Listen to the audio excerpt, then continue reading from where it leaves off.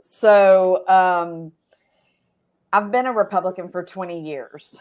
And I don't think that the party should define who I am as 100% as a candidate. When we talk about platforms, you stand on a platform. You don't, it doesn't make up everything that you are. So the unfortunate thing is that the party has gotten away from having a sturdy, solid platform.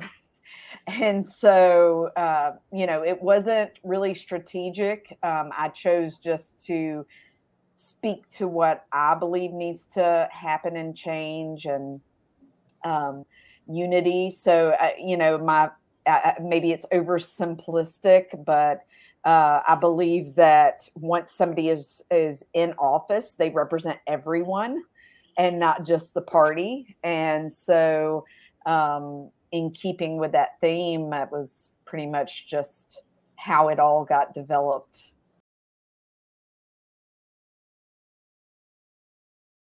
Yeah. So, I mean, Madison Cawthorn is clearly serving himself. He has a constituency of one. That's pretty much the best way to put it. And my platform is based on truth, honor, and service. And it's funny, y'all talked about theatrics. When I speak, I ask people, wouldn't you rather have truth over theatrics, honor over hostility, and service over self? And it just basically shows everybody the difference between him and I. So, yeah.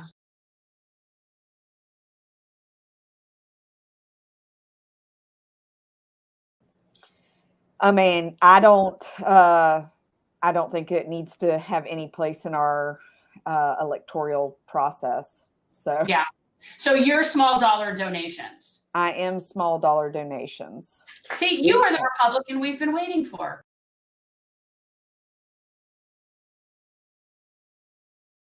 So I agree a lot with Peter in that there are, if somebody is extremely good at their job, they should get paid well for it. I believe in the merit-based system. I also believe that healthcare is a human right. I mean, you can't have life and liberty and all of these other things without good healthcare. So it's, that's a tough and a very large issue. Step one is, like you said, cutting out the middleman earlier. I've personally lived in the gap. I'm sure you know what I mean by that. It's you're not poor enough to have Medicaid or Medicare, or old enough, and then you make too much for that, but you don't make enough to be able to pay the $500, $600, $700 a month in premiums, and then out of pocket expense. So I've been a single mother, and I've had to pick and choose, and so I've lived in that gap. And those are the people that I'm hoping to help when I get into office. A very important message that must be conveyed that I think a lot of people don't understand, especially in Asheville. And this is all due respect to the Democratic candidates who are running in this race. This is a +9, borderline +10 R district. And so you are not flipping it, especially in a year like this. You're not even going to get close. So everyone who's spending this money and thinking that, oh yeah, well, we're gonna show it to Madison, I guess he'll only win by 8 points instead of 12. It's still him getting reelected, and then you have the prospect of what could be coming in 24. But the truth is, there needs to be pushback. We were just looking at the quarterly reports that dropped for both Madison Cawthorn and the highest receipt taker, Jasmine Beach Ferraro on the Democrat side. And they similarly have taken in and spent a lot of the relatively same percentages of money, large sums of money, in and around DC. So, it's like they want to say how different they are from one another, but it's really the very same tactics. It's less service-based and more reinforcing the platform, the two-party system. They both have the same agenda at the end of the day.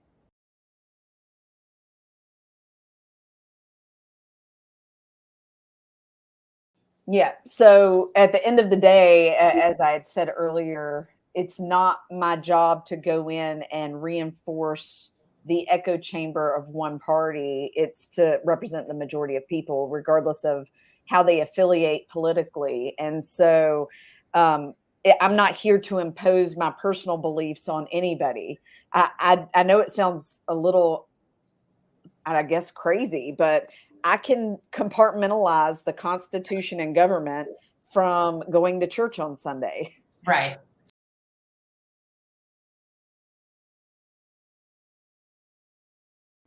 Yeah. So it's hard to tell who won't rock the boat because typically those people aren't going to speak up. I would say out of the people that show up at this point, as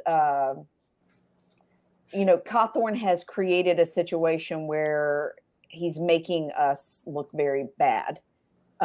We are very proud people of our mountain values, and that typically goes back to Christian values, but just down to earth, very morally sound.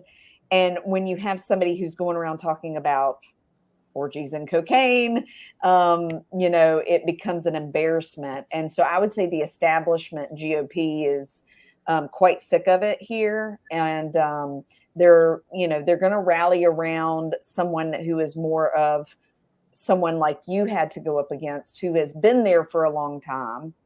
And which is, we have a senator here who's also running, state senator who's running for the congressional seat. And so, you've got a lot of the Cawthorn votes are going to go swing towards that more establishment, more same ideas, still pushing the same rhetoric, just in a polished, non-embarrassing way. And so it's more just the go along to get along, and I'm just not willing to do that. So I'm getting more of the moderate or fed up Republicans. A lot of them have already switched to unaffiliated over, the last 5 to 7 years, just because of what's been going on. And because that's our largest voting bloc now, an unaffiliated electorate could change the partisan politics, or at least some outcomes. And that's what I'm hoping for. Yeah. What are the voting rules for the primary? Is it same day voter registration? You could switch your affiliation the day of election. No, or is it I just put it up. April 22nd is the last day to change your voter registration. And an unaffiliated voter, it's an open primary in that they can show up on that day and pick a Democratic ticket or a Republican ticket. Okay, Yeah. But a Democrat can't switch to Republican. No, and vice versa. Yeah. Okay. Right. That's a semi-open primary, and I think that's one that, frankly, is probably the best option, especially if people prefer to be independent, which, frankly, that's where the majority of the country is now. Yeah. And so I try to explain, and you already mentioned this, with an R+10, you're not going to switch it to blue, no matter how hard you try right now. And I'm not saying that to discourage the other side from, championing their person. It's just the reality. If you take away unaffiliated voters, there's just still more Republicans than there are Democrats. And so, that's just the way it is. We did about 2 or 3 weeks ago, this district went above, the unaffiliated took over as the number one party, unaffiliation. And so, this is a real doable thing for this voting bloc to really have a say.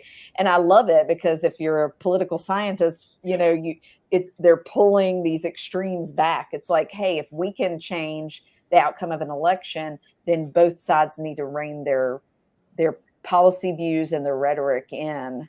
And so that would be a nice change.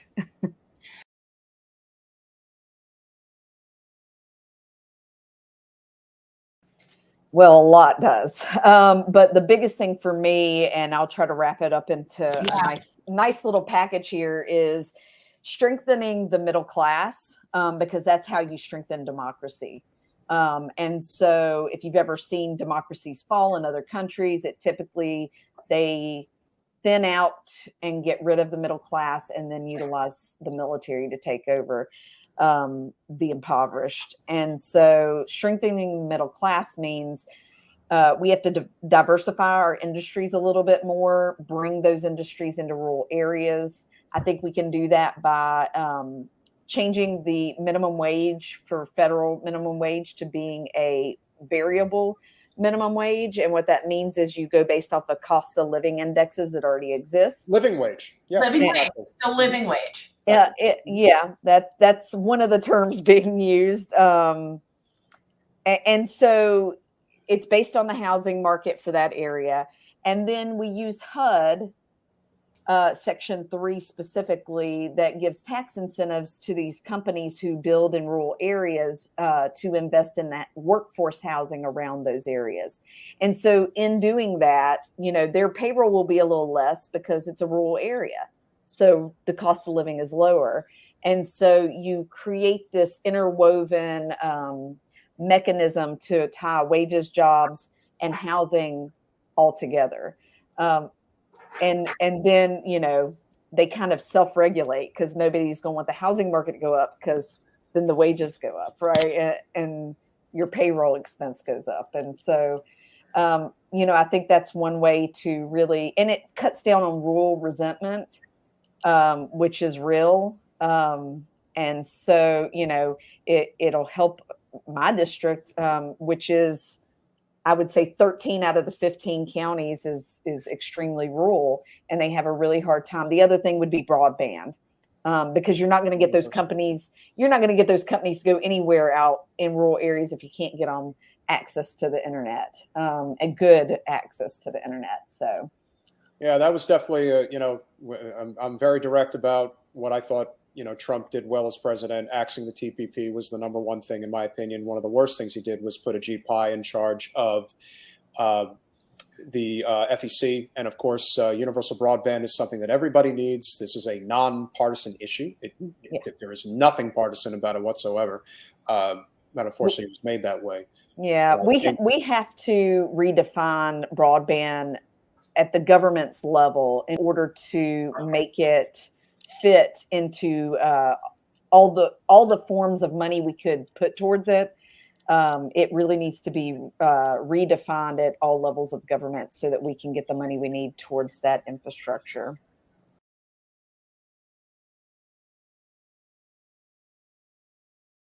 I'm a horrible politician in this way. So wendynevarez.com. And then my handle at all of my social media, including YouTube, is at Wendy4, FORWNC.